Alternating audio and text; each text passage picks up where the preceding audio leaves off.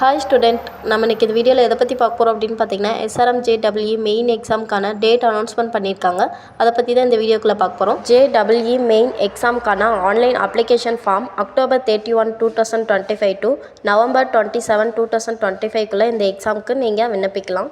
நீங்கள் எந்த வெப்சைட் மூலமாக விண்ணப்பிக்கலாம் அப்படின்னு பார்த்தீங்கன்னா JEE.main.nta.nic.in இந்த வெப்சைட் மூலமாக நீங்கள் விண்ணப்பிக்கலாம். ஃபார்ம் கரெக்ஷன் எந்த டேட்குள்ளே பண்ணிக்கலாம் அப்படின்னு பார்த்தீங்கன்னா 1-2-2025 ஃபார்ம் கரெக்ஷன் பண்ணிக்கலாம். இந்த JEE மெயின் எக்ஸாம் எந்த டேட்டில் நடக்கும்னு பார்த்தீங்கன்னா January 21 to 30, 2026 டேட்குள்ளே நடக்கணும்னு சொல்லியிருக்காங்க.